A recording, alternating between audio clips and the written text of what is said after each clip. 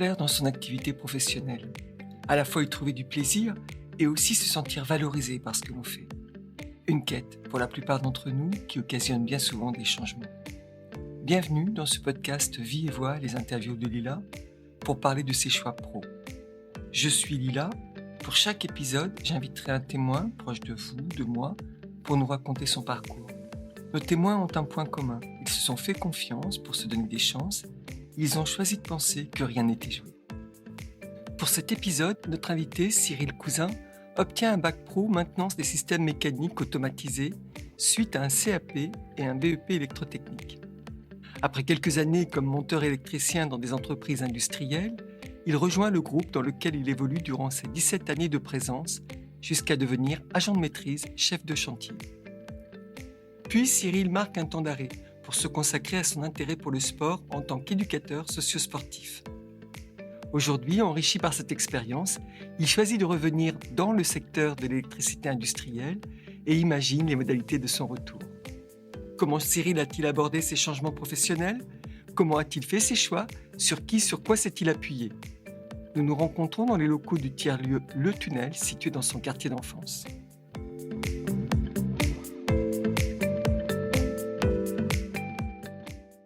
Bonjour Cyril. Bonjour. Merci d'avoir accepté de nous raconter votre expérience. Je vous propose de commencer par nous dire qui vous êtes enfant et ce qui vous intéresse. Moi, je suis fils de gendarme. J'ai grandi, à Caen, dans le quartier de la Grâce de Dieu, avec un père quand même qui est assez sévère.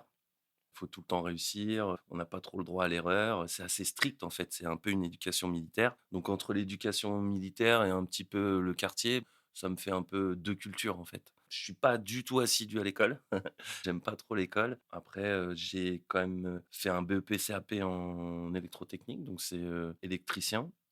Puis un bac pro. Mais au bac pro, j'ai décidé de me mettre dans le monde du travail. C'est pas forcément moi qui ai décidé d'aller faire de l'électricité. En fait, pour moi, on m'a mis dans cette case-là. Enfin, je me suis pas vraiment posé la question, je pense pas. Après, j'ai mis beaucoup le sport quand j'étais jeune, j'en ai fait pas mal. Natation, ça c'est mon sport de prédilection et du foot, du basket, j'ai vraiment touché un petit peu à tout. Et j'aimais bien aussi bricoler avec ma mère. Elle a toujours bricolé à la maison, fait des choses et j'aimais bien faire ça avec elle. Et après cette formation, quel est votre parcours ? Donc mon père, déménage à L'Aigle, en fait, pour prendre un poste, du coup, bah, je suis un petit peu le mouvement parce que je viens de finir mes études et puis je vais travailler à L'Aigle, pendant 1 an de CDI et après je décide de partir sur Chartres où il y a mon frère qui est chez mes grands-parents. Je vais travailler pendant peut-être 2 ans en tout sur 2 grosses entreprises différentes et au bout de ces 2 ans-là, je retourne sur Caen parce que j'ai ma copine, puis on décide de se mettre, vraiment ensemble et puis de s'installer. Alors j'ai fait un peu d'intérim quand j'y suis revenu, puis je suis rentré à Cégélec. À l'époque, c'était une grande entreprise, d'électricité. On pouvait faire, de l'électricité du bâtiment, de l'industrie, un peu des lignes aussi. Enfin, on faisait vraiment un peu de tout. Puis, bah, je suis resté pendant 17 ans chez eux. Donc, j'ai commencé simple monteur et puis j'ai gravi petit à petit les échelons, jusqu'à devenir, chef de chantier. Mais vous décidez de changer de métier en 2023. Ouais. Pour quelle raison ? Donc j'étais pas assidu à l'école, mais j'ai découvert une valeur travail. C'est-à-dire que j'étais quelqu'un qui essayait toujours de faire les choses comme il faut.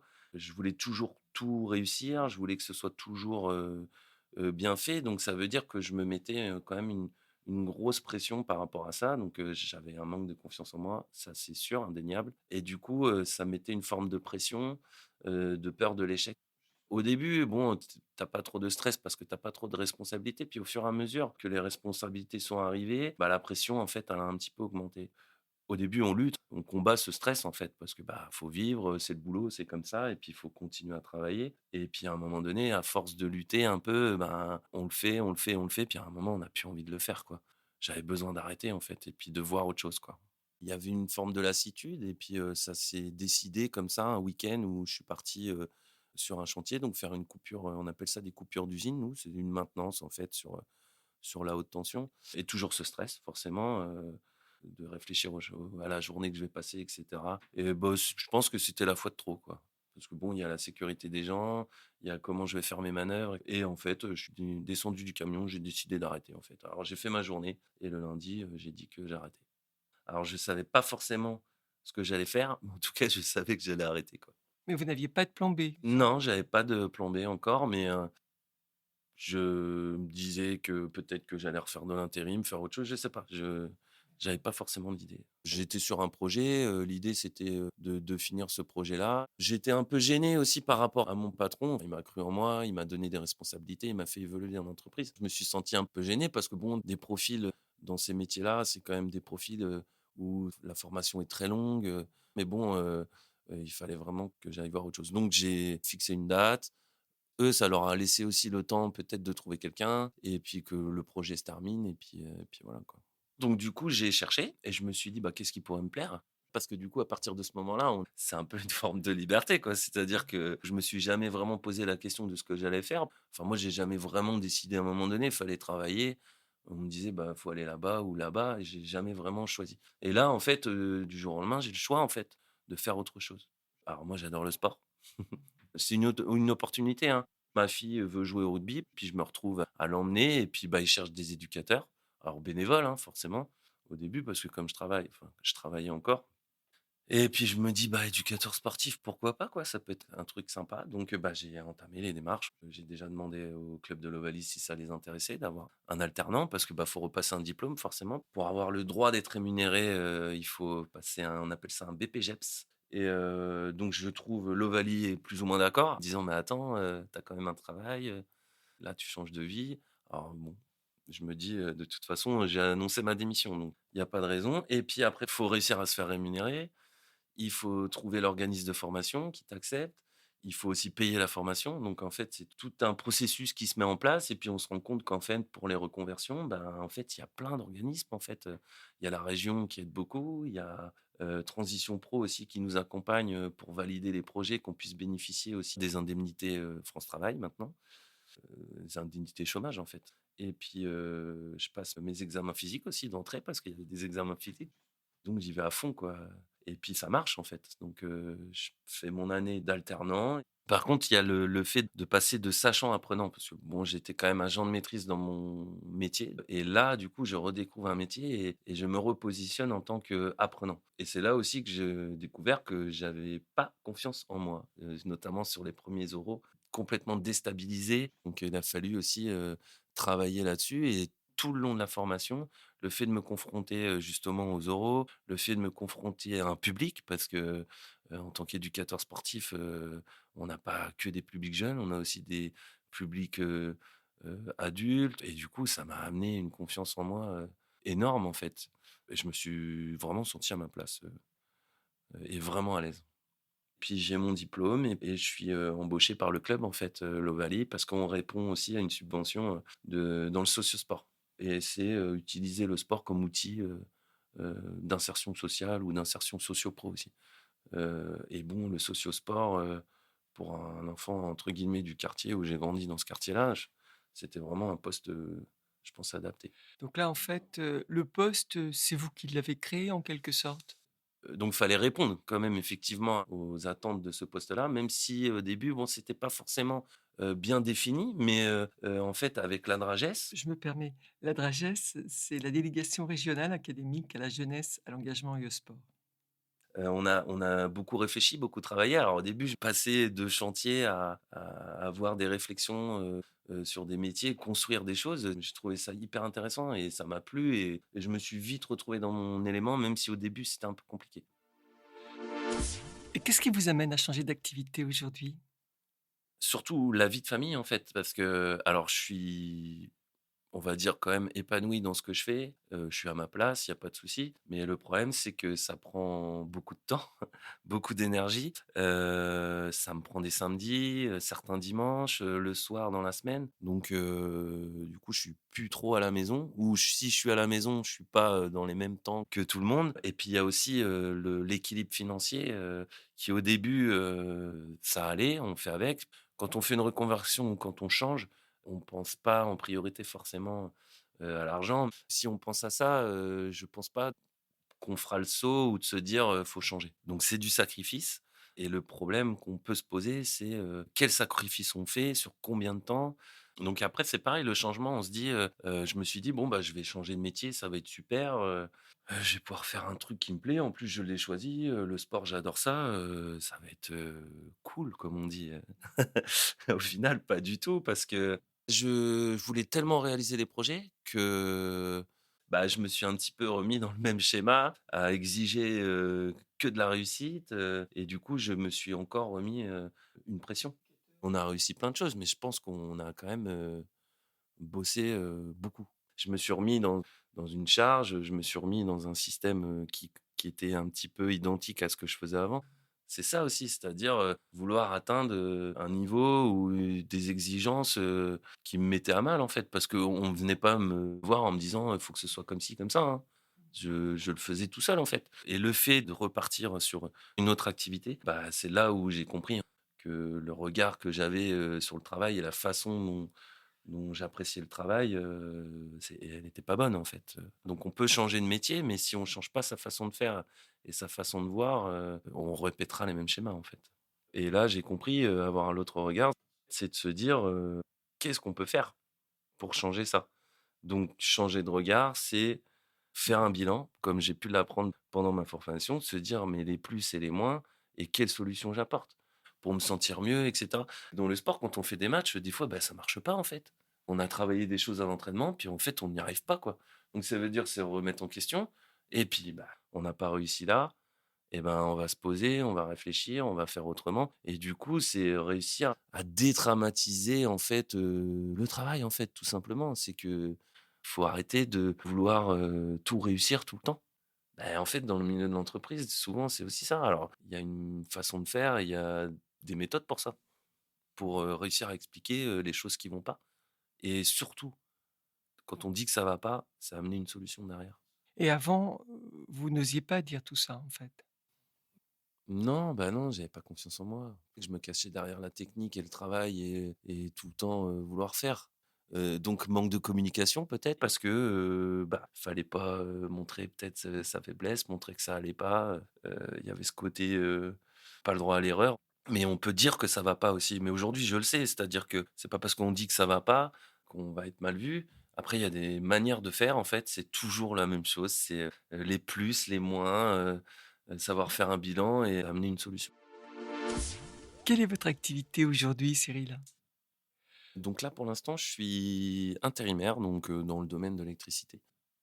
Quand je suis parti du club, ça fait presque 6 mois maintenant. Donc j'ai terminé la saison au club quand même, j'ai terminé mon projet. Je les ai prévenus bien avant pour que justement on puisse avoir quelqu'un pour me remplacer, pour qu'on continue les projets qu'on avait, commencés, et démarrés, avec les collègues, bah, au club.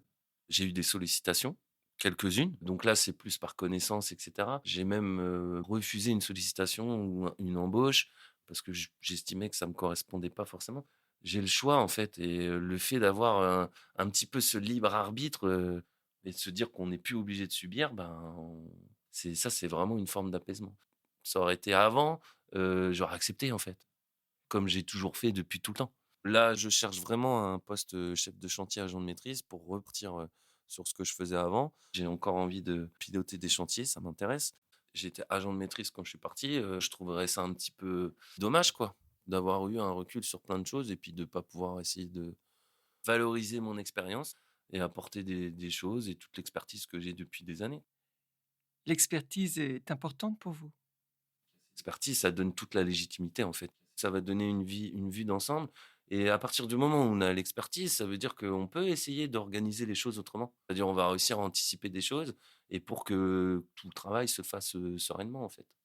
Qu'est-ce qui vous fait penser que demain ce sera différent? Bah, tout le parcours que j'ai eu, avec le sport, mais le fait d'avoir fait un saut dans le vide quand même, aussi parce que quitter le travail que j'ai parce que j'avais quand même une bonne place, dans une belle entreprise, et le fait d'avoir fait ce saut dans le vide, ça m'a fait changer complètement ma vision des choses.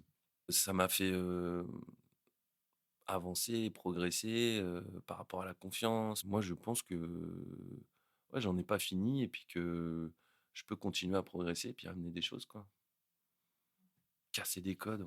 C'est quoi casser des codes? Bah, j'ai envie d'amener d'autres visions que de voir des collègues courir tout le temps, que de voir des collègues tout le temps stressés, par leur charge, ne pas se sentir à l'aise. C'est ça aussi, changer le regard du travail, et casser des codes, en fait. C'est-à-dire qu'on n'est pas obligé de passer, sa vie tout le temps au travail, et c'est pas parce qu'on le fait pas que, bah, le travail il est pas fait, en fait. C'est peut-être changer la manière de faire. J'ai pas dit que ça va marcher, hein, mais j'ai essayé d'amener ça, quoi. Est-ce que ça veut dire que vous vous investirez moins dans le travail? Pas du tout, bien au contraire. Ça veut dire que, avec toute cette formation et la vision des projets que j'ai aujourd'hui avec ce que j'ai pu faire, et puis toute la réflexion que j'ai eue sur aussi, tout ce que j'ai fait avant. On a encore de l'énergie, on peut encore faire les choses, mais on va essayer de faire les choses bien. On va essayer de faire les choses, sans pression. C'est pas courir, c'est-à-dire que si on essaie de s'organiser, on va pas se retrouver, à la fin des délais, à devoir faire, tant d'heures et cetera. Bah, en fait, utiliser ma journée, la plus productive possible en préparant son projet, en réfléchissant aux tâches et c'est pas celui qui va finir le plus tard, en fait, faut changer ça, quoi. Et avec le club, vous avez toujours un lien? J'ai gardé un pied dans le sport, je continue à être éducateur, alors je fais moins de choses. J'ai gardé quand même une activité au club, ouais, en tant que bénévole, avec les plus jeunes surtout.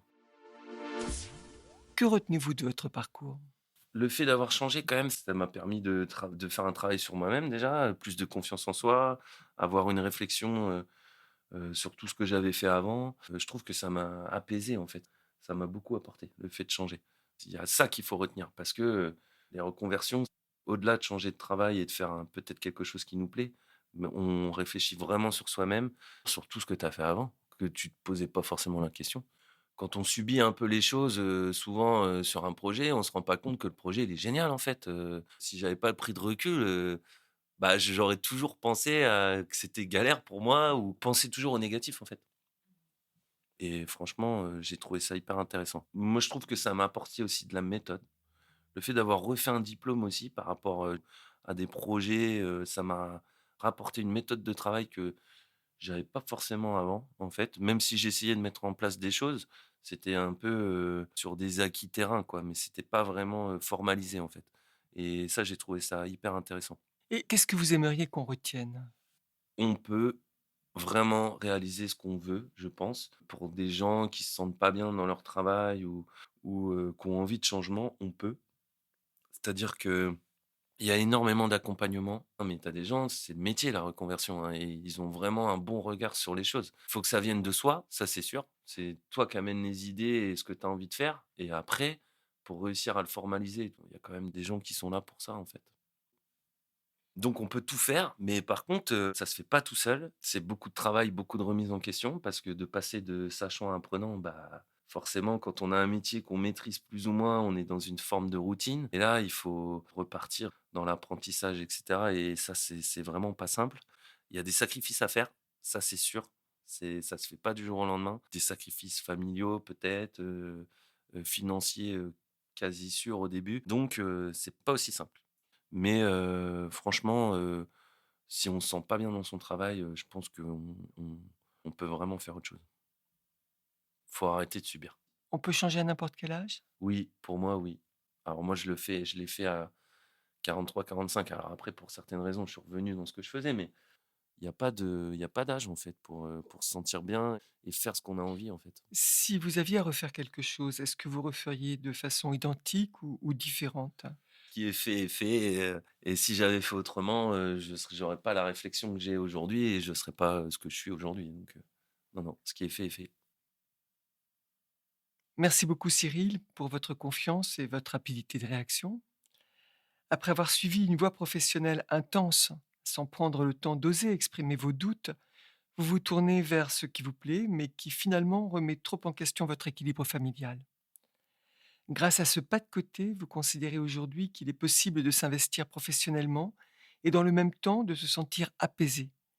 L'expérience d'un accompagnement via la formation, via l'acquisition de méthodes de travail transférables, vous met aujourd'hui en confiance pour vous affirmer, communiquer et trouver les moyens nécessaires aux situations rencontrées.